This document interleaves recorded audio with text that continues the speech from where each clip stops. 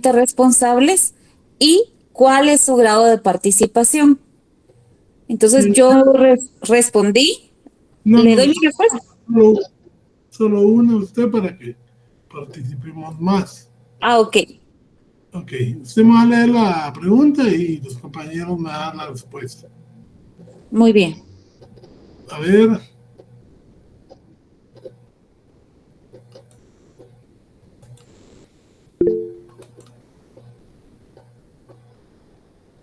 Andy Steven. Buenas noches, Lick. Los responsables pues son los tres de apellido Ortiz, creo que eran, y su fundamento legal es el artículo 35 y 36, artículo 1, porque los tres estaban, no especifica quién era el encargado, no que solo nos dice que eran los tres. Ok, entonces estamos hablando de que los tres están cometiendo los actos que consuman el delito de fabricación de moneda. Como son tres, usted me puede poner, son responsables los tres y el grado de participación es de autores directos. Artículos 35 y 36, numeral 1, que es el que contiene la participación directa. O me puede poner que son coautores, que da lo mismo con el mismo fundamento. ¿Verdad? Tercera pregunta. Brenda. Licenciado, disculpe, en relación a la número 2, no sé si le puedo hacer una consulta. Dígame. Fíjese que yo coloqué ahí sí coloqué el artículo 35 y 36, pero yo también coloqué el numeral primero, tercero y cuarto. No porque, o sea, ahí esos numerales son excluyentes. Ah, ok, con el uno era suficiente. Sí, es que mire, Ah, ok. pues, el 2 es para, usted sabe que según la doctrina que sigue Guatemala y que sigue la mayor, digamos, doctrina en el mundo, autores son los que tienen el dominio del hecho. O sea, son los que deciden y a la vez cometen el hecho en forma voluntaria.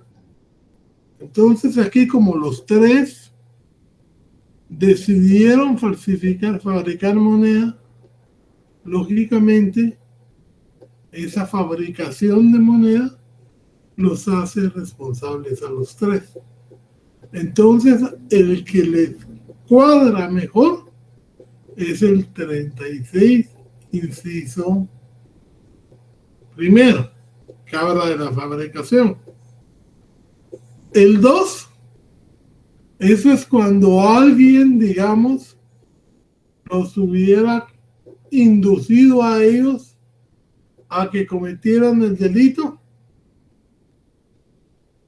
los hubiera, digamos, instigado a ellos a que cometieran el delito, pero él no hubiera participado. Es el denominado autor intelectual. ¿Ya? El actor intelectual es lo que en la doctrina se conoce como inductor o instigador. Y en el numeral tercero es una persona que sin idearlo y sin hacerlo, coopera con un acto sin el cual no se hubiera podido cometer el delito. ¿Ya? Entonces, cada una de estas formas de participación son independientes. O sea, no puede uno, o sea, digamos, si usted lo pensó y de ahí convenció a los otros dos, pero lo hicieron los tres son autores directos. ¿Ya? Sí, El, licenciado. el autor intelectual solo funciona cuando, por ejemplo, una persona decide dar muerte a otra, pero no se anima a hacerlo ella, y entonces contrata a esa otra. Entonces hay un autor material, que es el que dispara, y un control intelectual, un autor intelectual, que es el inductor, que por medio de dinero hizo que el otro cometiera el delito. A ver, Nancy, Esther. Buenas noches, licenciado. Tengo una duda sobre esa pregunta. La pregunta dice, ¿cuál es su grado de participación? Al menos yo solo coloqué 1 y estoy escuchando que se pueden colocar 2. Sería responsables y autores. Sí, los responsables, le hace el artículo 35, dice, son responsables del delito, artículo 35 de su Código Penal, ¿quiénes? ¿Lo leo, licenciado? Sí. Muy bien. Artículo 35, responsables. Son responsables penalmente del delito los autores y los cómplices de Ok. las faltas. En- Solo son responsables los autores. a ver, alguien que quiera contestar, Lic, ¿sí? Juan Carlos. sí, licenciada, buenas noches. Como el artículo 313 dice que quienes la fabriquen que sea moneda de curso legal en la República o fuera de ella, ¿verdad? ¿Mm? Entonces yo considero que sí los podrían juzgar, únicamente tendrían que ver los tratados de extradición con el país vecino. Bueno, mire, pues, primero ahí, la extradición es el medio por el cual los gobiernos pactan la entrega de personas, pero no es un principio, es un acto derivado de tratado. La respuesta ahí era que sí se puede juzgar a esas personas por el principio de extraterritorialidad. Y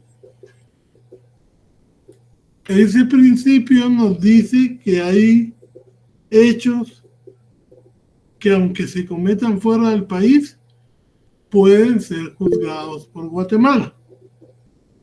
Y los subprincipios que lo avalan son 3. El subprincipio de nacionalidad, que dice que los guatemaltecos que cometan delitos o a los que le cometan delitos, Guatemala puede hacer justicia si están en su territorio y si no han sido sancionados los responsables en el país donde se cometió el hecho. Está el principio de defensa, que es el que nos interesaba, que dice que cuando se trata de intereses nacionales, como la firma del presidente, falsificación de moneda, bonos y todo eso que es muy importante para el país, se podría también juzgar en base al principio de extraterritorialidad, su principio de defensa, y el último es su principio de universalidad. Es decir, que la persona que haya cometido un delito de lesa humanidad, pongamos que está aquí en el país, aunque el hecho se haya cometido en África, Guatemala tiene toda la competencia para juzgarlo por ser un delito de lesa humanidad.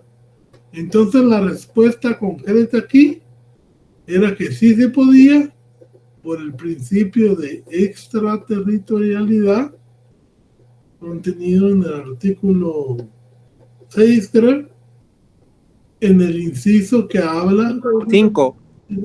Sí. 5 numeral 6. Artículo 5, numeral 6. Exacto.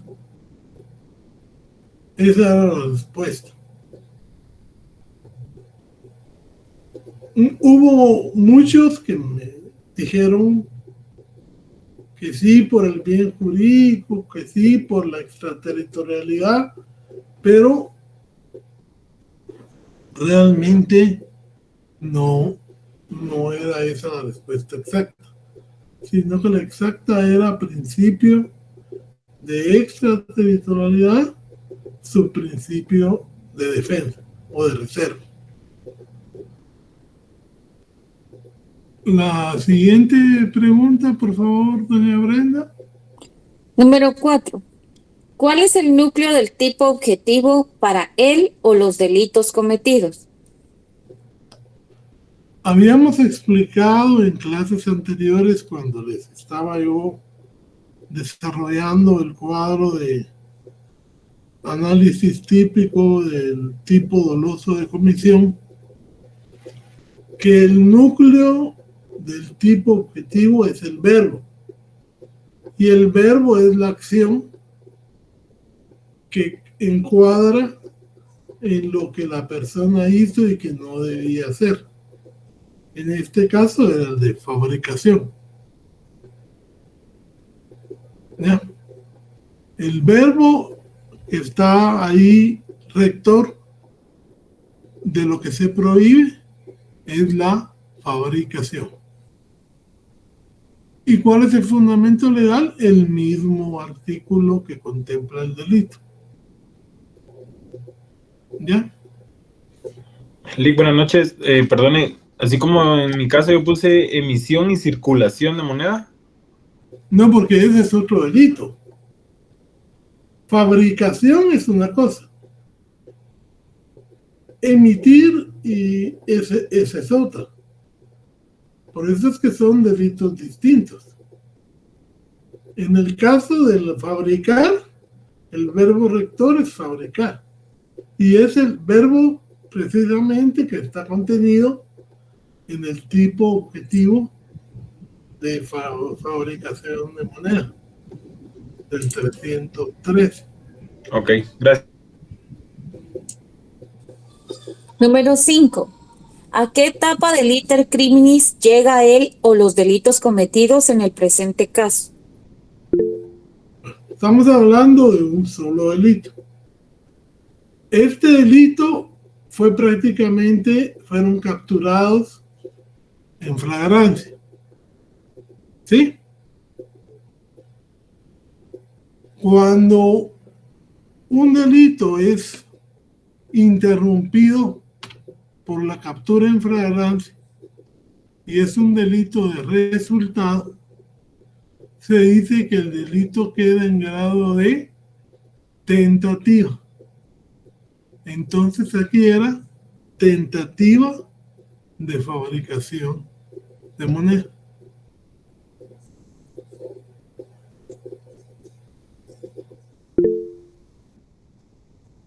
Don José Adolfo. ¿Qué tal, licenciado? Buenas noches. Fíjese que yo coloqué cabal la tentativa, pero, o sea, si ya les habían encontrado denominaciones de billetes, para mí, digamos, el delito ya estaba consumado. Entonces, para mí la tentativa fue de circularla, pero no sé si está bien. No, es tentativa, porque los agarraron y en ese momento ellos no estaban circulando, ellos no estaban transportando. A ellos se les capturó cuando estaban fabricando. No sabíamos cuántos habían fabricado, no sabíamos cuántos le faltaban, pero lo que sí estaban haciendo era una tentativa de fabricación de moneda. Muchas gracias. Ya con la investigación, por ejemplo, descubrimos que es parte de ese dinero, ellos ya habían trasladado a Guatemala parte de ese dinero, billetes de 100 y 200, la investigación suma delitos. Y entonces va a haber introducción. Si descubrimos que los estaban distribuyendo, también va a ser otro delito. Pero en ese momentito los agarramos por el delito que están cometiendo. Tentativa de fabricación. ¿Ya? Gracias. La siguiente pregunta. Y la base legal, disculpe, licenciado, del delito perdón, de la tentativa La- de fabricación. Toda tentativa se 14. fundamenta en el artículo 14 más el delito que usted está diciendo. Si usted dice, por ejemplo, 14 y 303, ya es tentativa de fabricación de moneda. Por ejemplo, una persona que le dispara a otra y le dispara a la cabeza. ¿Cuál es su intención? Matarla. Podría ser un homicidio, podría ser un asesinato, según su caso, un femicidio. Pero como no la mató, el delito no se ha consumado. Entonces queda en grado de tentativa. Y para fundamentar esa tentativa, usamos el artículo 14 y luego el artículo 313 del Código Penal. Número 6. Según el resultado típico, ¿qué clase de delito o delitos son los cometidos en el presente caso? Bueno, a ver, ¿quién me quiere contestar?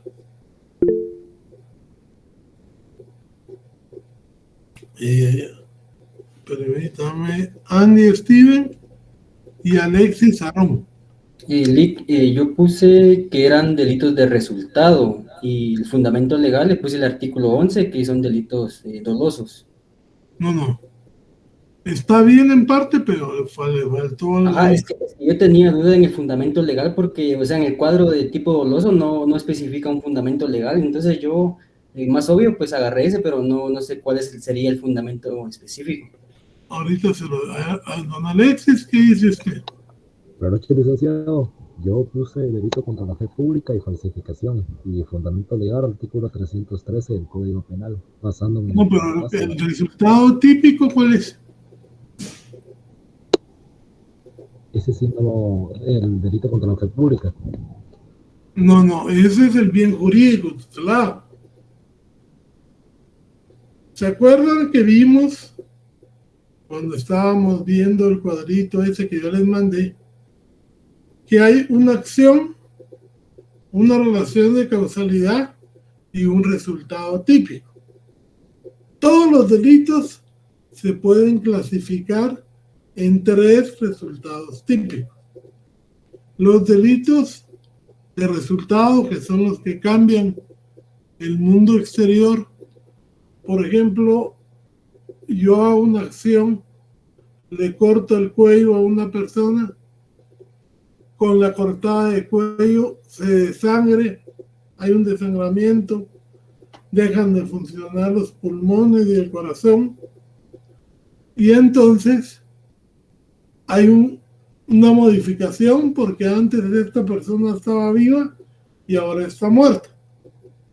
Esos son los delitos de resultado, que siempre van a contemplar la posibilidad de tentativa, porque puede ser que aún haciendo una acción adecuada, el resultado no se produzca por una causa ajena a mi buena voluntad.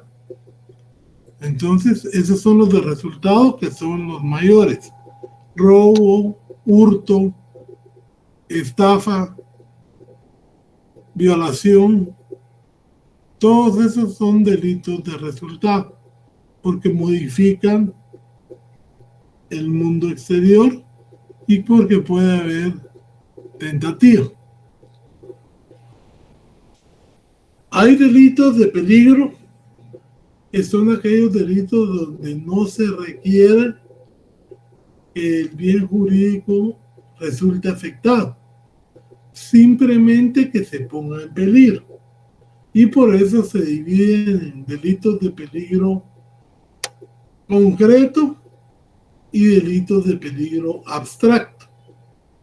Por ejemplo, cuando alguien maneja en estado de ebriedad o bajo efectos de drogas, hay un peligro en concreto, porque es fácilmente predecible que una persona en esas condiciones va a poner en riesgo la seguridad de los bienes y de las personas.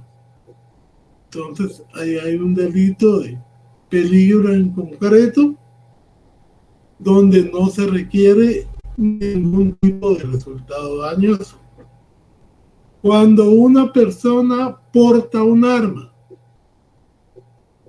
sin licencia, ese es un delito de peligro en abstracto que el Estado usa muchas veces para adelantar la frontera penal, porque él presume que si una persona sale a la calle con un arma que no está registrada, que no es de él, es porque va a cometer un hecho delictivo. Y en muchos casos no es así. Pero, aunque se ha criticado mucho, el Estado siempre ha procurado mantener este tipo de delitos.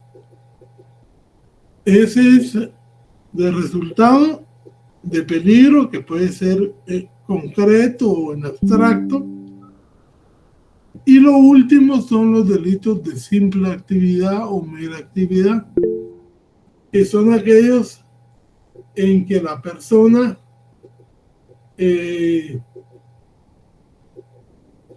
digamos,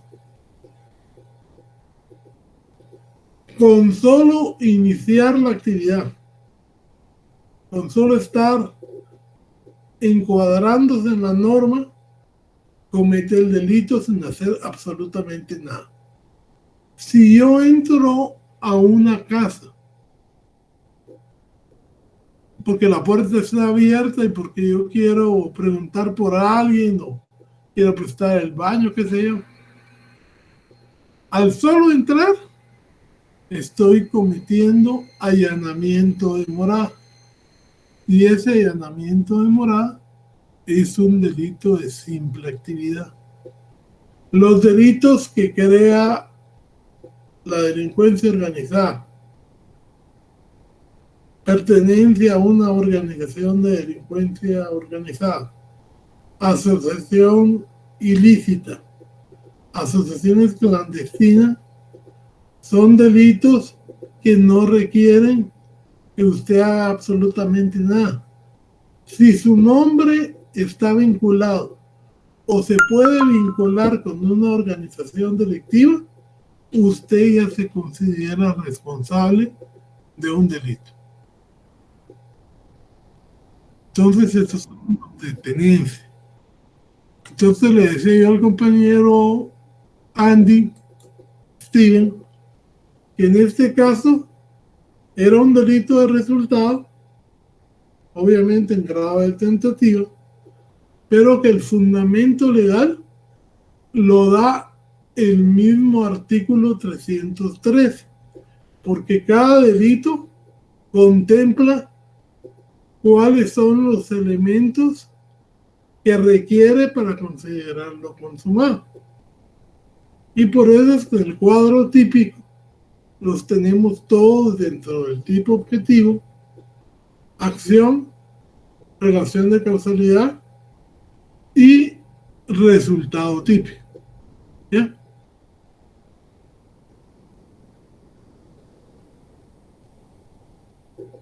La siguiente pregunta, Aurencia. La número 7. ¿Cuál es la pena máxima a imponer para él o los delitos cometidos en el presente caso? En cada delito dice la acción y especifica la pena. A ver,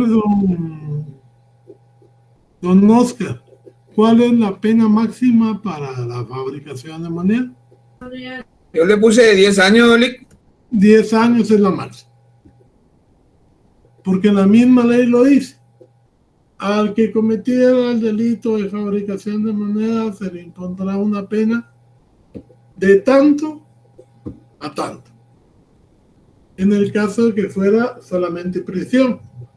Si fuera mixta, prisión y multa, diría también y una multa de tanto a tanto. Entonces hay que poner tanto la de prisión como la multa. Las penas máximas que ahí se señalan.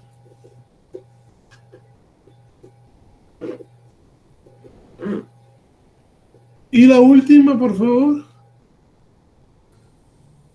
La última, licenciado, en el chat alguien pregunta si puede volver a repetir la respuesta concreta de la pregunta número 6. Mire, ¿qué decía la 6? Es la que usted nos explicaba los tipos de delitos según el resultado típico. ¿Qué clase de delito o delitos son los cometidos en el presente caso? Son delitos de resultado. Esa es la respuesta, el resultado, pero ya sabemos que solo llegó a la tentativa y que solo los delitos de resultado se les puede aplicar la tentativa. Los de peligro y los de simple actividad no aceptan grados de tentativa, solo los de resultado. Y el fundamento legal es el mismo artículo. Muy bien, número 8. ¿En qué tiempo prescribe la responsabilidad penal en él o los delitos cometidos? Ok. Ustedes saben que cuando vieron teoría de la pena, vieron que una cuestión es responsabilidad penal y otra es la pena. La responsabilidad penal es el tiempo que tiene una persona durante el cual se le puede juzgar por la comisión de un hecho. Y la pena es la condena que se le impone para expiar, reformarse y pues saldar su deuda con la sociedad. En ambos casos opera el instituto de la prescripción. La prescripción puede ser extintiva o adquisitiva. Ustedes ya han visto la adquisitiva cuando hablamos de la usucapión. Pero cuando hablamos en penal, esa prescripción es extintiva. ¿Qué quiere decir esto? Que si usted cometió un delito, pero logra evadir la justicia por un tiempo determinado que la ley establece, ya la ley, la justicia, no se le va a poder aplicar, porque también se considera que una persona que vive en un estado mental en el que cada sirena, cada toque de puerta, cada vez que ve un policía, va a estar sobresaltado porque anda prófugo. Se anda huyendo de la justicia. Entonces, nuestro Código Penal dice en su artículo 107 en qué caso se da la prescripción de la responsabilidad penal. A ver, don Andy Steven, léaselo por favor. Sí, el artículo 107 dice prescripción de la responsabilidad. La responsabilidad penal prescribe. Inciso 1, a los 25 años cuando correspondiere pena de muerte. Inciso 2, por el transcurso de un periodo igual al máximo de la duración de la pena señalada, aumentada en una tercera parte, no pudiendo exceder dicho término de 20 años ni ser inferiores a 3. Numeral 3, a los 5 años en los delitos penados con multa. Numeral 4, a los 6 meses si se tratare de faltas. Numeral 5, por el transcurso del doble del tiempo de la pena máxima señalada para los delitos contemplados en los capítulos 1 y 2 del título 3 del libro 2 del Código Penal. Y numeral 6, si el hecho fue cometido por funcionario o empleado público por los delitos que atentan contra la administración pública y la administración de justicia, cuando haya transcurrido el doble del tiempo señalado por la ley para la prescripción de la pena. Ok. Vemos entonces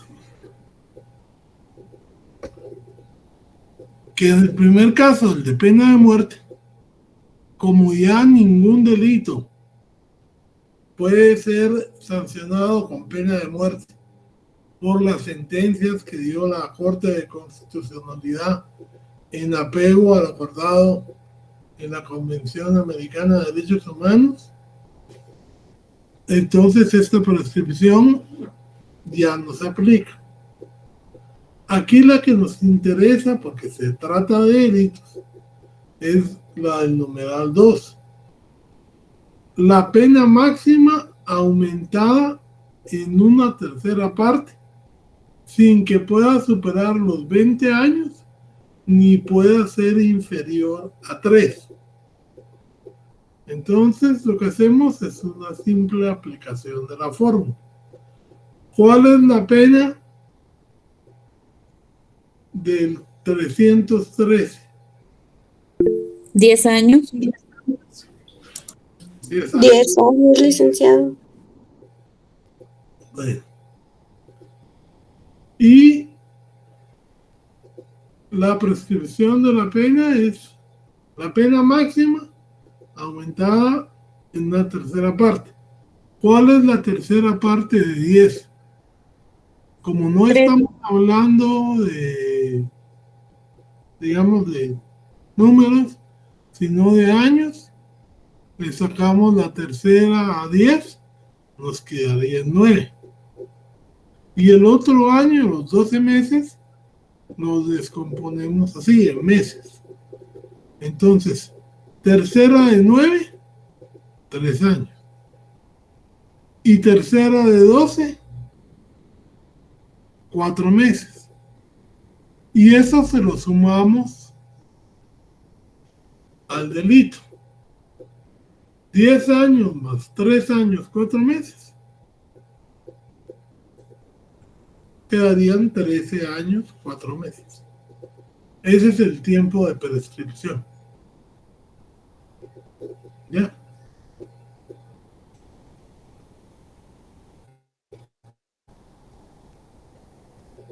Entonces, compañeros, para no adelantarme con ustedes, dejamos resuelto el laboratorio y el día jueves vamos a entrar al módulo 3 de su programa. Por favor, léanse los artículos correspondientes al módulo 3. Jimena Hernández. Buenas noches, licenciado, gusto de saludarlo. Fíjese que me quedó una duda con respecto al verbo rector. Yo en penal 2 recuerdo que el licenciado nos explicó, nos enseñó sobre que el verbo rector, digamos que no era solo como la palabra fabricación en este caso, sino que era fabricación de moneda falsa, imitando moneda nacional o extranjera, de curso legal en la República o fuera de ella. Digamos como que se terminaba hasta ahí. No sé si está ahí. No, mire, según la doctrina, y Ivo Muñoz Conde, Ivo Escher, el verbo es el verbo.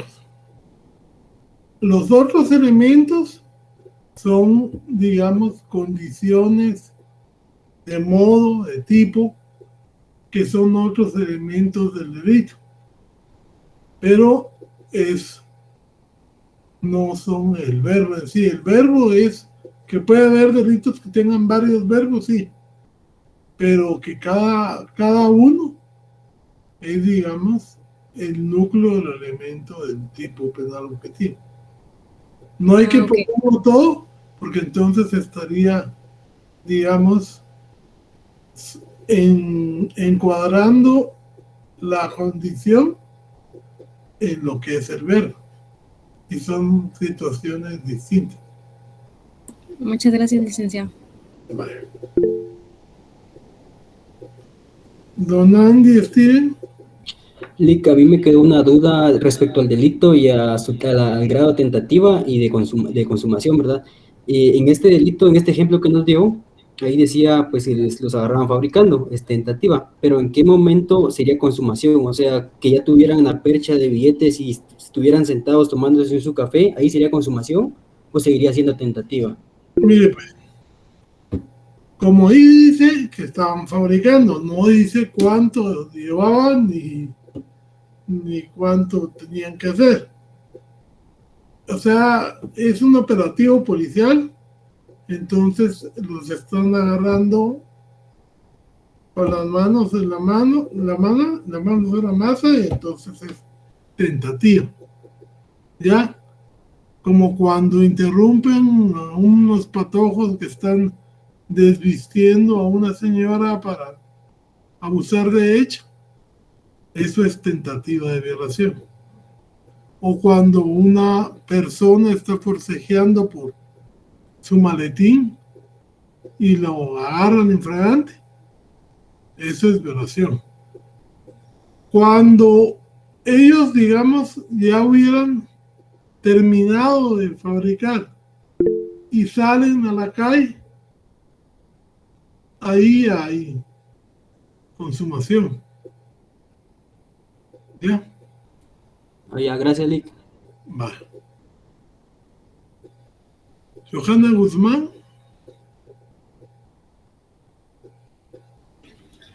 ¿Sí, Lick? Levantó la mano. Ay, perdón, no me di cuenta, lo siento.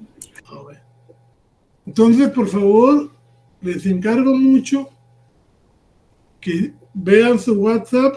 Yo me voy a estar comunicando con Nelson o con Brenda si hay que publicar algo para que les recuerden a ustedes y llevemos la clase lo más activa y lo más, digamos, profesionalmente posible. Les encargo mucho que las tareas se dediquen a las tareas, buena letra, un trabajo presentable. Ustedes son profesionales ya, no pueden estar haciendo trabajos de primaria o de secundaria. Tienen que hacerlo con la dedicación y esmero que su grado académico requiere. Y porque, lógicamente, si yo no puedo ver algo, si yo no puedo entender algo, ¿cómo lo puedo calificar?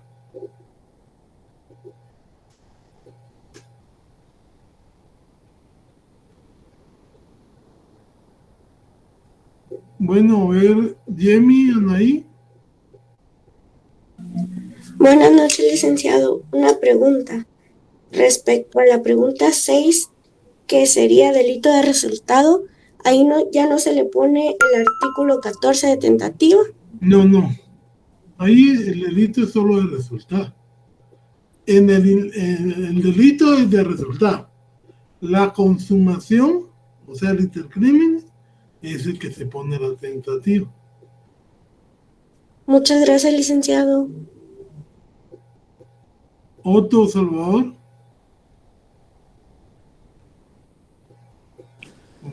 Licenciado, buenas noches. Sí. Fíjese que en mi caso, esta es la primera vez que yo recibo clases con su persona. Anteriormente, en Derecho Penal 2, yo sí vi los temas, o estoy familiarizado con el tipo de exámenes o laboratorios donde nos preguntan el fundamento legal, sujeto, quién fue el sujeto pasivo, el sujeto activo del delito. Sin embargo, en el laboratorio yo me di cuenta que términos como el iter criminis o resultado típico, no, la verdad no lo vi. Entonces yo me tocó que investigar, pero ahorita usted comentó que usted tiene un cuadrito o en las dos comparte un cuadrito, ajá. Entonces no sé si alguien lo tendría para poder yo... En el Classroom está. En su Classroom. Fue la primera material de apoyo que yo puse. Y le digo, usted puede buscar todos los temas que yo estoy preguntando en el programa de estudios de Derecho Penal 1. O sea, no es que yo me lo estoy inventando, eso lo tuvieron que haber visto ustedes en Derecho Penal 1. Y lógicamente lo tenían que aplicar en Derecho Penal 2, como lo estamos aplicando en Derecho Penal 3.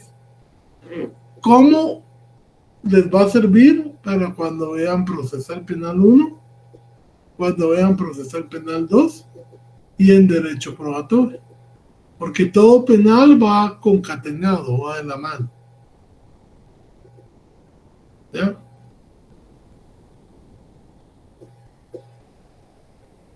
Gracias, licenciado. Vale, Otto Schumann, perdón, Andrés Alejandro, la cosa. Muy buenas noches, licenciado. Con una consultita, ¿usted podría dar un ejemplo sobre las tareas que iban malas? Por ejemplo, que usted hace mención de que no se miraban bien. Entonces, ¿será que podría dar un ejemplo? Están anotadas. Es que mire, por ejemplo, la de los derechos, el cuadro de derechos. Hubo una gente que me puso nada más 5 derechos y 5 comparaciones, aunque había muchas más. Entonces es una tarea incompleta. Que hicieron el cuadro, ni siquiera usaron regla, lo dividieron así a mano alzada y la letra era casi que legible. Entonces ese tipo de trabajos son los que digo yo que se hacen por salir del paso, pero no puede calificárseles porque realmente no cumplen con los requisitos mínimos para estudiantes de derecho ya de tercer año. ¿Ya? Muy bien, licenciado, gracias. Bueno. Don Otto Schumann. Buenas noches, licenciado. Fíjese que me quedó una duda conforme a qué etapa de liter crímenes llegaron, ya que si nos apegamos al verbo rector, dice quien fabricare, entonces ahí ya podríamos encuadrar en que se consumó el delito que especifica el artículo 313, o me equivoco ahí. Yo digo que se equivoca porque ellos no terminaron de realizarlo, o sea, no llegaron a consumar el delito porque una causa ajena a su voluntad, que fue la intervención de la policía, interrumpió la consumación. O sea que media vez no se termine la fabricación, ahí el delito ya no es consumado y solo queda en tentativa. Sí, exactamente. Ah, ya, solamente sería eso, licenciado. Vale. Gracias. Mario Tulio Olivares. Buenas noches, licenciado. Respecto a esta pregunta de lo del litercrímenes, yo puse que era la etapa externa. No, yo no puse tentativa, pero solo puse externa. ¿Estará bien? No, porque la etapa externa tiene varias posibilidades. Desistimiento, tentativa, consumación. Entonces hay que ser más específico. Ah, bueno. Pero, o sea que la tentativa sí está en el área externa, ¿verdad? Sí, en la pero etapa. así como estaba en otro. O sea, usted me tiene que ser más específico. Concreto, ¿verdad? Gracias, licenciado. Vaya. Mayra Vega. Buenas noches, licenciado. Sí, primero que todo, muchas gracias, licenciado, ahí por sus enseñanzas, las cuales pues aprecio y respeto mucho. Sin embargo, licenciado, me queda un poco de duda con el tema del delito, por el hecho de que en el examen, en el laboratorio dice que fueron capturados mientras ellos estaban fabricando. Entonces, pues en mi caso yo diría que ahí había el delito de fabricación y que el delito sí se consumó, porque a ellos los encontraron fabricando. Si suponiéramos que eran trabajadores, ellos estaban fabricando moneda falsa. Quizás lo que no se consumó fue digamos, el siguiente delito, que sería el de introducir la moneda, pero Lo que pasa es que cada delito es independiente. Pero digamos, en este caso, la fabricación, si se consumó, licenciado, o... No se consumó porque los agarraron, digamos, fabricando, o sea, en flagrancia. Ajá. ¿Ya? Aparte, si los hubieran agarrado en la calle con esa moneda ya fabricada, pues lógicamente ya está, digamos, comete el delito de fabricación. Si la estuvieran introduciendo en el país, pues se considera introducción con las penas de la fabricación o de la alteración. Los delitos van con una lógica. Una cosa es fabricar, otra cosa es introducir, otra cosa es distribuir. En fin, es más, es delictivo cuando usted pone a circular sabiendo que es falsa. Pero si usted no sabe que es falsa, no comete delito. Muy bien, licenciado. Sí, pues yo había asumido que sí se había consumado porque habían sido encontrados en el acto, digamos, fabricando la moneda, pero sí tiene razón porque se interrumpió por causas ajenas a ellos, llegó la autoridad. Sí, muchas gracias, licenciado. Gracias, muy amable. Vaya, pues.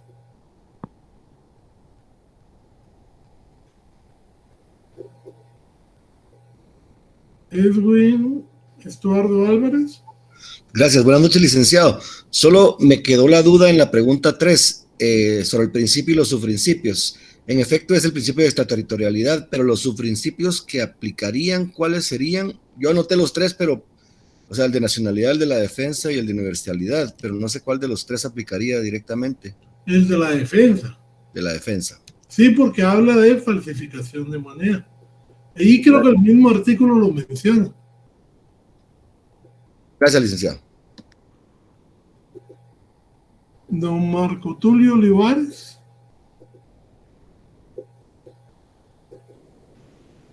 Licenciado, ya hice mi pregunta, pero yo creo que no quité la manita ahí. Bueno, entonces, feliz noche y nos vemos el día jueves.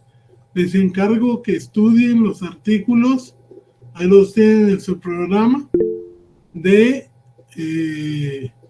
lo que es los delitos de traición y de espionaje.